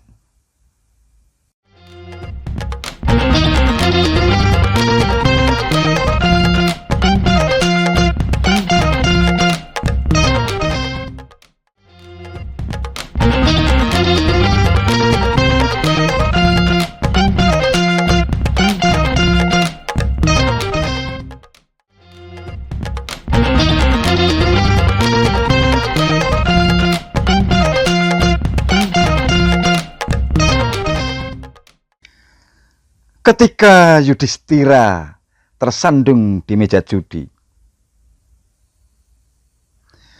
sisa-sisa kemegahan upacara Rajasuya masih begitu terasa. Berbagai umbul-umbul dan panji-panji kebesaran Indraprastha masih berkibar di seputar istana dan jalan-jalan protokol. Para tamu kebesaran merasa takjub dan kagum menyaksikan kejayaan Indraprastha. Mereka tak menduga kalau hutan belantara yang semula nyaris tak terjamah kaki manusia mendadak bisa berubah menjadi sebuah negara besar yang kaya dan makmur. Yudhistira yang baru saja dinobatkan sebagai Maharaja Diraja menyalami satu persatu tamu yang hendak pulang ke negaranya masing-masing dengan sikap takzim. Sementara itu, Duryudana yang merasa iri dengan kebesaran Indraprastha tetap saja pongah dan tak sudi berpamitan dengan Yudhistira. Ia bersama para Kurawa dan pengawalnya bergegas meninggalkan istana Indraprastha dengan perasaan masgul. Ketika semua tamu sudah meninggalkan istana Indraprastha yang megah itu, Begawan Abhiyasa belum juga beranjak dari kursi kehormatan. Berkali-kali sang begawan yang menjadi sumber rujukan kebijakan para pemburu nilai kebajikan itu menelan ludah. Tenggorokannya turun naik. Melihat kegelisahan yang memancar di wajah sang begawan yang putih bersih itu, Yudhistira mendekatinya dengan sikap takzim yang sudah demikian terlatih. Eyang Begawan, adakah sesuatu yang sedang Eyang pikirkan sehingga Eyang tampak begitu gelisah? Seloroh Yudhistira dengan suara lembut. Yudhistira, saya merasa senang dan bangga atas gelar Maharaja Diraja yang telah kamu sandang. sebuah gelar agung yang tidak setiap orang mampu mendapatkannya. Saya berharap semoga bangsa Kuru yang besar mampu mencapai kejayaan dan kemuliaan. Sahut Begawan Abiyasa sambil manggut-manggut. Tapi kenapa wajah Eyang Maha Guru tampak demikian gelisah? Adakah sesuatu yang Eyang sembunyikan? Peristiwa apalagi kiranya yang tidak terjadi setelah kematian si Supolo? Sang Begawan mendesah. Dada Yudhistira tiba-tiba bergetar. Yudhistira, sang putra Kunti, kamu akan mengalami penderitaan dan hidup susah 14 tahun lamanya. Kematian si Supala bukanlah peristiwa besar. Apa yang tidak kamu alami jauh lebih mengerikan. Banyak prajurit, jenderal, bahkan ratusan kepala negara akan binasa dalam sebuah perang dahsyat. Malah petaka akan terjadi akibat rivalitas dan konflik antara kamu dan adik-adikmu di satu pihak dengan sepupumu, putra-putra Distroratro. Di pihak yang lain, konflik itu akan memuncak dalam sebuah perang besar yang memusnahkan kaum ksatria. Tak seorang pun yang sanggup melawan suratan nasib. Yang penting, jangan lumuri tanganmu dengan budi angkara dan gebyar duniawi yang akan menghilangkan kewibawaanmu sebagai seorang pemimpin besar. Istiqomahlah kamu menjadi seorang pemimpin yang bijaksana dan dicintai rakyatmu. Hilangkan semua praktek kejahatan, kong kaling kong busuk, korupsi, dan semacamnya. Hanya itu pesan saya. Selamat tinggal dan sampaikan salam saya buat saudara-saudaramu. Kata Begawan Abiyasa dengan napas tertahan. Kedua pelupuk matanya meremang seperti tak sanggup menahan beban kegelisahan yang terus merangseknya. Yudhistira melapas pergian Begawan Abiyasa dengan tertunduk. Wajahnya kelihatan cemas. Tak satupun kata yang meluncur dari kedua belah bibirnya hingga akhirnya sang Begawan tak tampak lagi di depan hidungnya. Pesan Begawan Abiyasa membuat dada Yudhistira terasa dipukul godam perih. Tiba-tiba saja ia merasa jijik terhadap hal-hal yang bersifat duniawi. Karena tak sanggup menahan kepedihan yang mengeram dalam rongga dadanya, Yudhistira menyampaikan pesan itu kepada adik-adiknya. Ia benar-benar tak sanggup membayangkan apabila kelak peristiwa yang mengerikan itu benar-benar terjadi. Pesan Eyang Begawan perlu kita maknai sebagai sebuah peringatan agar kita bersikap hati-hati dan waspada. Seandainya memang suratan takdir itu kelak benar-benar terjadi, kita harus menghadapinya dengan penuh keberanian dan kesabaran. Kita juga memiliki banyak orang bijak yang bisa kita mintai nasihat, saran, dan masukan. Sahut Arjuna. Adik-adikku, saya sepakat dengan kata-kata Arjuna. Semoga Tuhan senantiasa melindungi kita semua dan untuk menghindari perang besar itu, aku bersumpah tidak akan berbuat jahat dan kasar kepada saudara-saudara dan sanak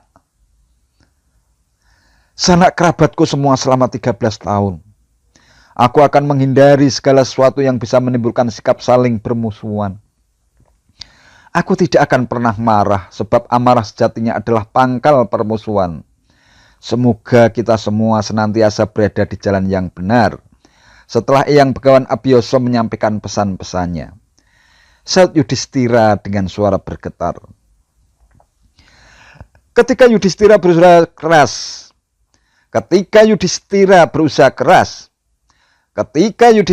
berusaha keras untuk memenuhi sumpahnya menghindari permusuhan, Duryudana justru makin panas hati, iri dan dengki menyaksikan kebesaran Indraprastha.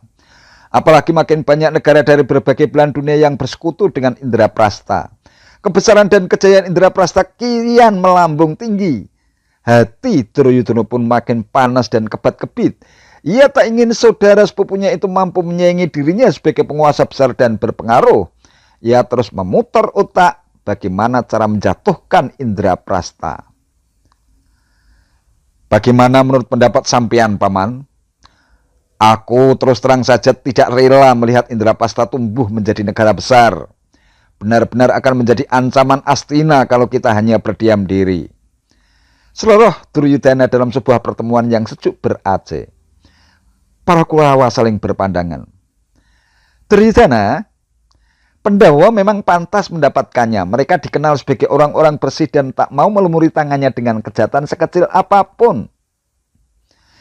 Meski demikian, tidak lantas berarti tak ada celah untuk membuat mereka lengah dan terjebak, saut Sengkuni dengan bola mata berbinar. Maksud paman, kita harus pakai otak, bukan otot. Dari sisi manapun, kekuatan Pandhawa jauh di atas kita. Selain memiliki sekutu hebat, mereka juga punya banyak penasihat spiritual mumpuni. Oleh karena itu, kita perlu taktik dan strategi jitu dan halus. Cepat katakan, apa yang paman maksudkan? Kita undang saja Yudhistira bermain dadu. Sebagai saudara sepupu, pantang baginya untuk menolak. Apalagi Yudhistira juga hobi bermain dadu. Nah, ia juga dikenal sangat jujur sehingga mustahil dia punya prasangka buruk terhadap kita. Kita jelaskan bahwa acara ini sangat menyenangkan dan untuk mempererat tali silaturahmi. Nah, jika sudah berada di tengah meja judi, nanti paman yang akan mengaturnya, begitu, saut Sengkuni sambil mengelus-elus jenggotnya yang tumbuh jarang-jarang. Paman Sengkuni memang hebat. Aku setuju dengan rencana itu. Lantas, kira-kira siasat apa yang akan paman lakukan? Serga Duryodhana tak sabar. Nah, dalam permainan judi nanti kita mempertaruhkan kekayaan dan kerajaan Astina. Yudhistira pasti juga akan melakukan hal yang sama karena dia terlalu jujur, dia tidak akan pernah menang. Hingga akhirnya semua kekayaan, kerajaan dan kehormatan Indraprastha dipertaruhkan. Begitu, saut Sengkuni. Duryodhana sangat percaya terhadap siasat licik Sengkuni. Terbayang dalam layar batinnya, kerajaan Indraprastha dan kekayaan yang ada di dalamnya akan segera beralih ke dalam genggaman tangannya. Meski tidak direstui Destrorastro ayahnya, Duryodhana tetap kukuh pada pendiriannya. Dengan berbagai macam dalih dan cara, Duryodhana dan Sengkuni terus meyakinkan Destrorastro bahwa permainan judi akan mengantarkan kejayaan dan kebesaran Astina. Karena terus didesak, akhirnya Destrorastro menyerah. Nasihat pamannya Widura juga tak sanggup menaklukkan kedengkian dan kepungahan yang bersemayam di dada Duryodhana dan Sengkuni. Bahkan Widura yang justru diutus untuk menghantarkan surat undangan kepada Yudhistira. Walhasil terjadilah benih-benih malapetaka itu. Seperti dugaan Sengkuni, kejujuran Yudhistira menjadi awal malapetaka Indraprastha. Di tengah meja judi yang penuh dengan aroma minuman keras itu, Sengkuni terus melakukan siasat liciknya. Yudhistira pun kian jauh terperangkap dalam irama gendang yang tak henti-hentinya ditabuh para Kurawa. Babak demi babak berlangsung, Yudhistira selalu kalah telak. Semua kekayaan yang dia bawa telah ludes di meja judi. Semakin kalah, Yudhistira semakin kalap untuk menebus kekalahannya. Tak hanya harta benda, Indraprastha yang besar dan megah pun akhirnya lolos dipertaruhkan. Tentu saja Sengkuni, Duryodhana dan para Kurawa mabuk kemenangan. Sengkuni terus mempengaruhi Yudhistira untuk mempertaruhkan kehormatan Pandhawa yang lain setelah harta benda dan Indraprastha jatuh ke tangan Kurawa. Yudhistira makin kalap, namun dia tak tahu lagi apa yang mesti dipertaruhkan.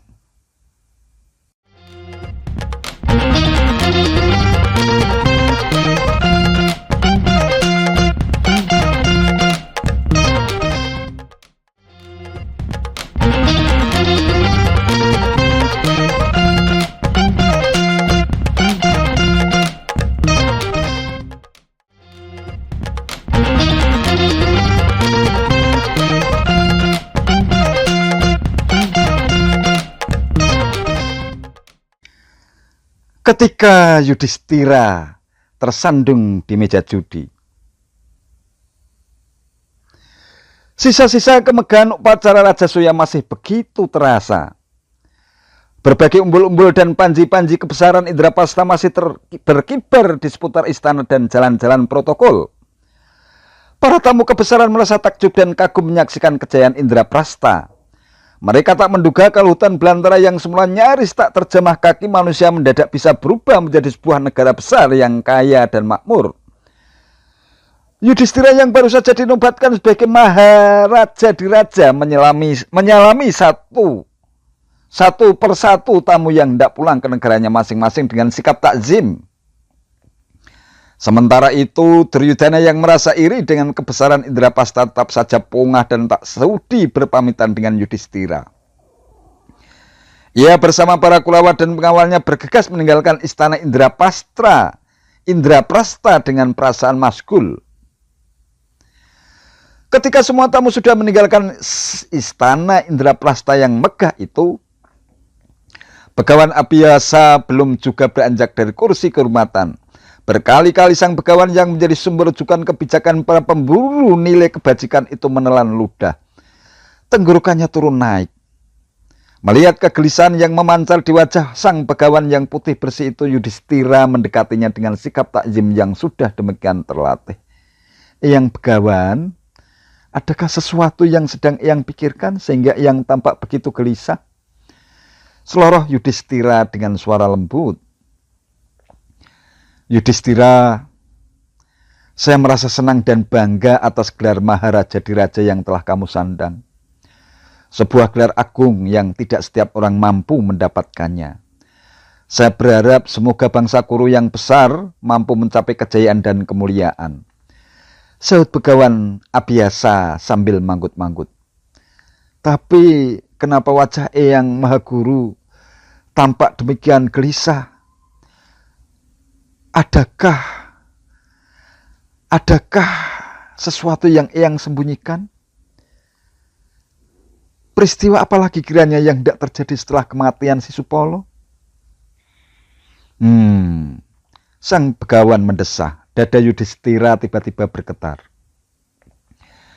Yudhistira, sang putra Kunti, kamu akan mengalami penderitaan dan hidup susah 14 tahun lamanya. Kematian Sisupala bukanlah peristiwa besar. Apa yang tidak kamu alami jauh lebih mengerikan. Banyak prajurit, jenderal, bahkan ratusan kepala negara akan binasa dalam sebuah perang dahsyat. Malah petaka akan terjadi akibat rivalitas dan konflik antara kamu dan adik-adikmu di satu pihak dengan sepupumu, putra-putra Distroratro. Di pihak yang lain, konflik itu akan memuncak dalam sebuah perang besar yang memusnahkan kaum ksatria. Tak seorang pun yang sanggup melawan suratan nasib. Yang penting, jangan lumuri tanganmu dengan budi angkara dan gebyar duniawi yang akan menghilangkan kewibawaanmu sebagai seorang pemimpin besar. Istiqomahlah kamu menjadi seorang pemimpin yang bijaksana dan dicintai rakyatmu. Hilangkan semua praktek kejahatan, kong kaling kong busuk, korupsi, dan semacamnya. Hanya itu pesan saya. Selamat tinggal dan sampaikan salam saya buat saudara-saudaramu. Kata Begawan Abhiyasa dengan napas tertahan. Kedua pelupuk matanya meremang seperti tak sanggup menahan beban kegelisahan yang terus merangseknya. Yudhistira melapas pergian Begawan Abhiyasa dengan tertunduk. Wajahnya kelihatan cemas. Tak satupun kata yang meluncur dari kedua belah bibirnya hingga akhirnya sang begawan tak tampak lagi di depan hidungnya. Pesan Begawan Abhiyasa membuat dada Yudhistira terasa dipukul godam perih. Tiba-tiba saja ia merasa jijik terhadap hal-hal yang bersifat duniawi. Karena tak sanggup menahan kepedihan yang mengeram dalam rongga dadanya, Yudhistira menyampaikan pesan itu kepada adik-adiknya. Ia benar-benar tak sanggup membayangkan apabila kelak peristiwa yang mengerikan itu benar-benar terjadi. Pesan Eyang Begawan perlu kita maknai sebagai sebuah peringatan agar kita bersikap hati-hati dan waspada. Seandainya memang suratan takdir itu kelak benar-benar terjadi, kita harus menghadapinya dengan penuh keberanian dan kesabaran. Kita juga memiliki banyak orang bijak yang bisa kita mintai nasihat, saran, dan masukan. Sahut Arjuna. Adik-adikku, saya sepakat dengan kata-kata Arjuna. Semoga Tuhan senantiasa melindungi kita semua dan untuk menghindari perang besar itu, aku bersumpah tidak akan berbuat jahat dan kasar kepada saudara-saudara dan sanak kerabatku semua selama 13 tahun. Aku akan menghindari segala sesuatu yang bisa menimbulkan sikap saling bermusuhan. Aku tidak akan pernah marah sebab amarah sejatinya adalah pangkal permusuhan. Semoga kita semua senantiasa berada di jalan yang benar, setelah Eyang Begawan Abiyasa menyampaikan pesan-pesannya. Saud Yudhistira dengan suara bergetar. Ketika Yudhistira berusaha keras,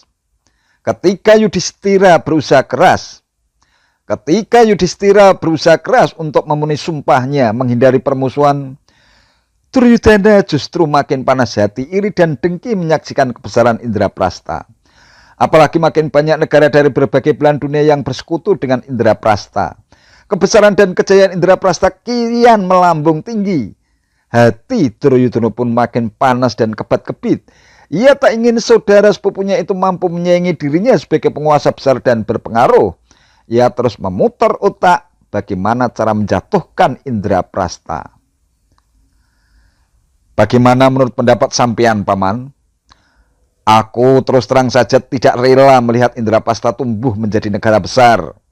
Benar-benar akan menjadi ancaman Astina kalau kita hanya berdiam diri. Seluruh Duryudana dalam sebuah pertemuan yang sejuk ber-AC. Para Kurawa saling berpandangan. Duryudana, Pandawa memang pantas mendapatkannya. Mereka dikenal sebagai orang-orang bersih dan tak mau melumuri tangannya dengan kejahatan sekecil apapun. Meski demikian, tidak lantas berarti tak ada celah untuk membuat mereka lengah dan terjebak. Saud Sengkuni dengan bola mata berbinar. Maksud Paman, kita harus pakai otak, bukan otot. Dari sisi manapun, kekuatan Pandawa jauh di atas kita. Selain memiliki sekutu hebat, mereka juga punya banyak penasihat spiritual mumpuni. Oleh karena itu, kita perlu taktik dan strategi jitu dan halus.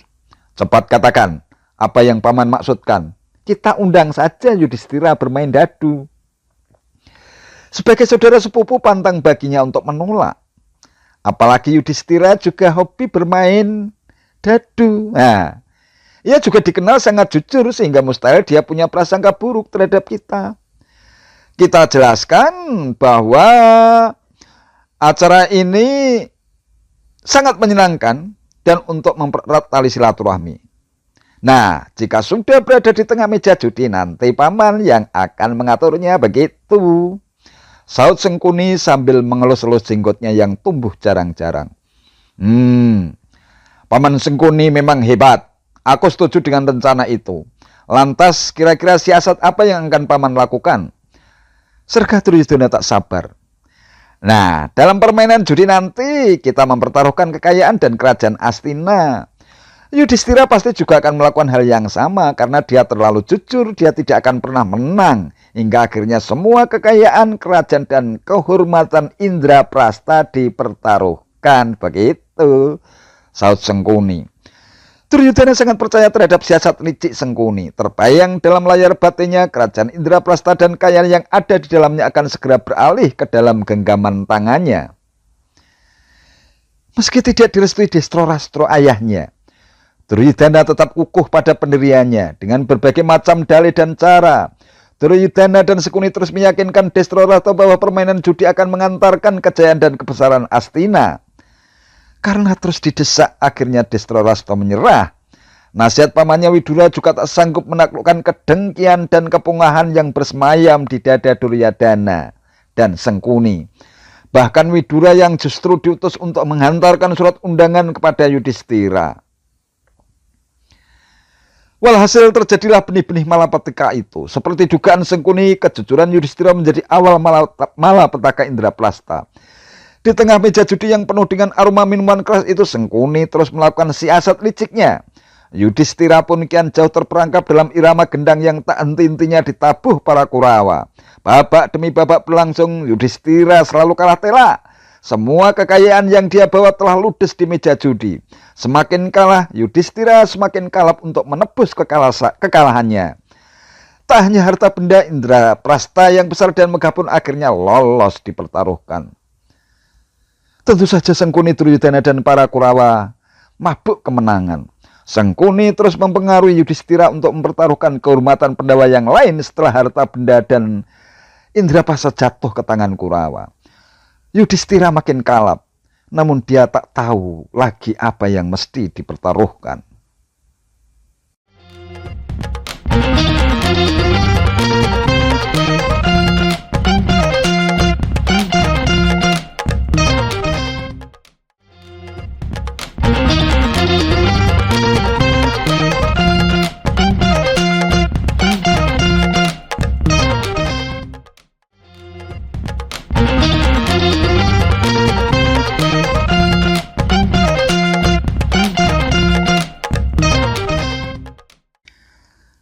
Ketika Yudhistira tersandung di meja judi,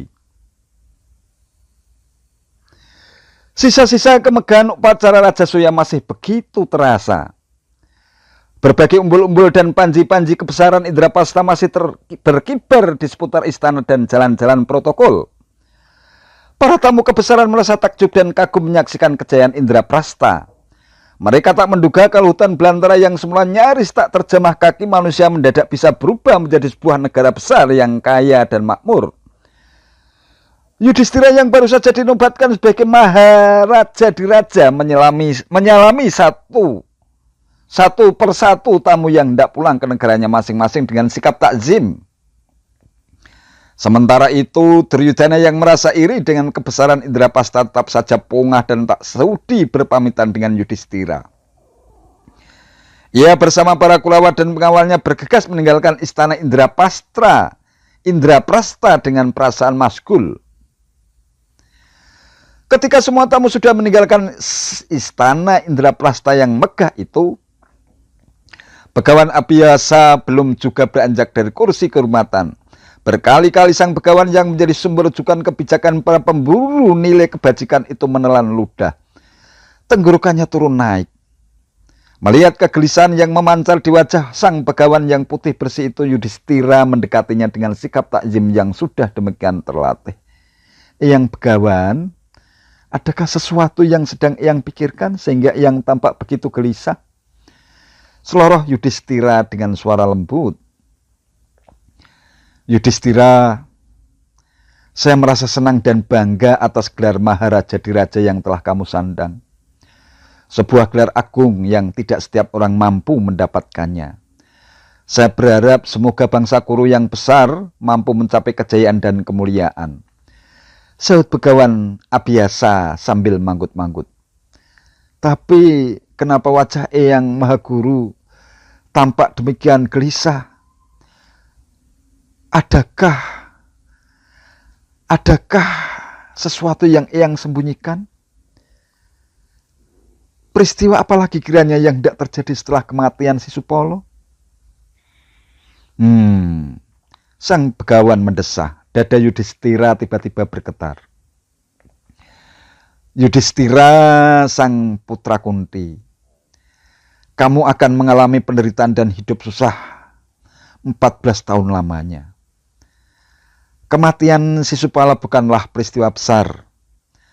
Apa yang tidak kamu alami jauh lebih mengerikan. Banyak prajurit, jenderal, bahkan ratusan kepala negara akan binasa dalam sebuah perang dahsyat. Malah petaka akan terjadi akibat rivalitas dan konflik antara kamu dan adik-adikmu di satu pihak dengan sepupumu, putra-putra Distroratro. Di pihak yang lain, konflik itu akan memuncak dalam sebuah perang besar yang memusnahkan kaum ksatria. Tak seorang pun yang sanggup melawan suratan nasib. Yang penting, jangan lumuri tanganmu dengan budi angkara dan gebyar duniawi yang akan menghilangkan kewibawaanmu sebagai seorang pemimpin besar. Istiqomahlah kamu menjadi seorang pemimpin yang bijaksana dan dicintai rakyatmu. Hilangkan semua praktek kejahatan, kong-kalingkong, busuk, korupsi, dan semacamnya. Hanya itu pesan saya.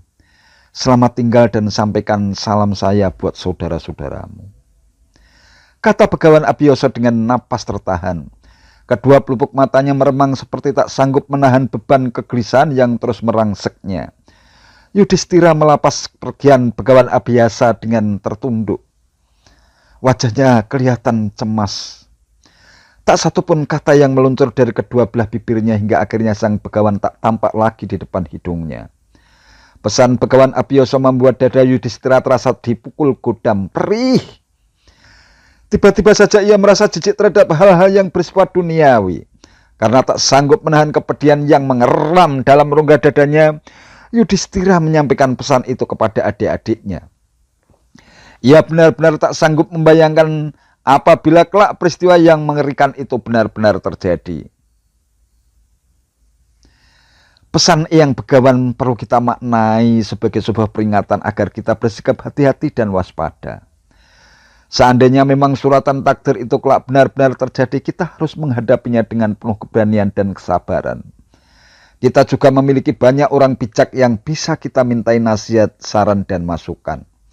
Sahut Arjuna. Adik-adikku, saya sepakat dengan kata-kata Arjuna.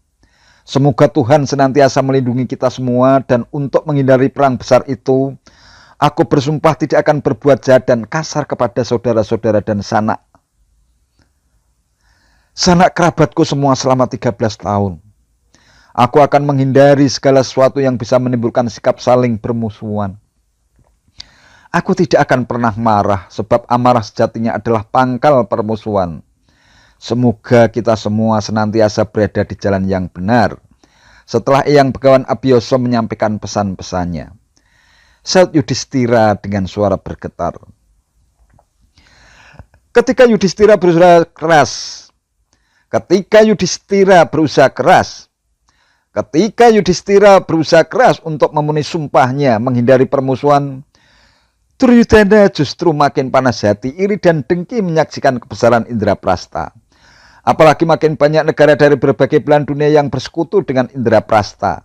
Kebesaran dan kejayaan Indraprastha kian melambung tinggi. Hati Duryudana pun makin panas dan kebat-kebit. Ia tak ingin saudara sepupunya itu mampu menyaingi dirinya sebagai penguasa besar dan berpengaruh. Ia terus memutar otak bagaimana cara menjatuhkan Indraprastha. Bagaimana menurut pendapat sampean, Paman? Aku terus terang saja tidak rela melihat Indraprastha tumbuh menjadi negara besar.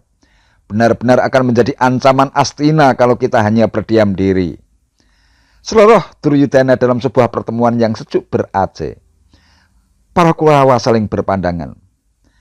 Duryudana, Pandhawa memang pantas mendapatkannya. Mereka dikenal sebagai orang-orang bersih dan tak mau melumuri tangannya dengan kejahatan sekecil apapun.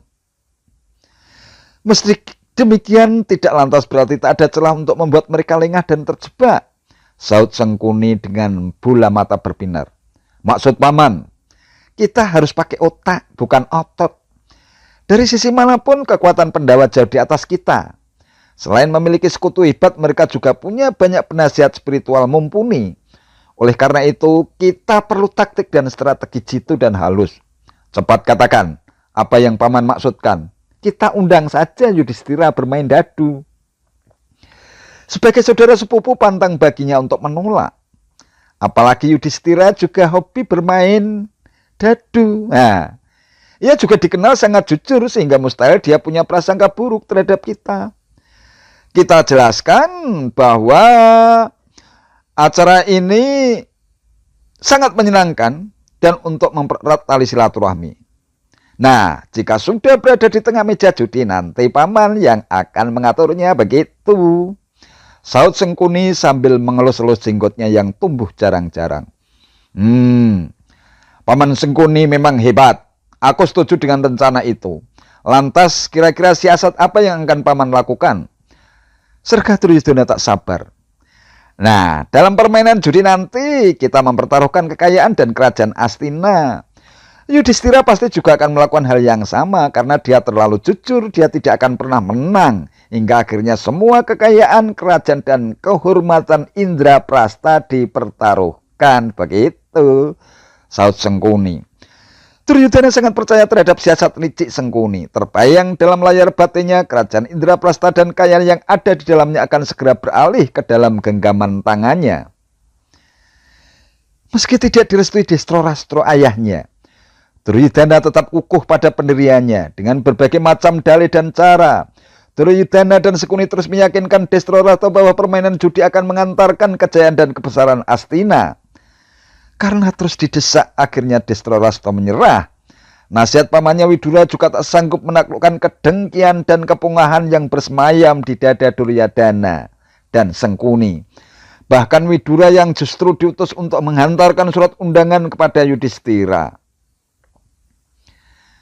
Walhasil terjadilah benih-benih malapetaka itu. Seperti dugaan Sengkuni, kejujuran Yudhistira menjadi awal malapetaka Indraprastha.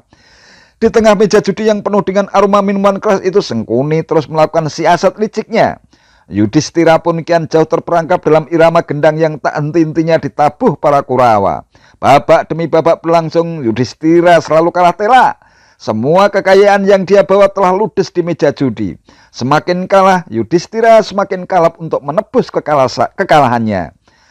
Tak hanya harta benda, indra prasta yang besar dan megah pun akhirnya lolos dipertaruhkan. Tentu saja Sengkuni, Duryodhana dan para Kurawa mabuk kemenangan. Sengkuni terus mempengaruhi Yudhistira untuk mempertaruhkan kehormatan Pandawa yang lain setelah harta benda dan Indraprastha jatuh ke tangan Kurawa. Yudhistira makin kalap, namun dia tak tahu lagi apa yang mesti dipertaruhkan.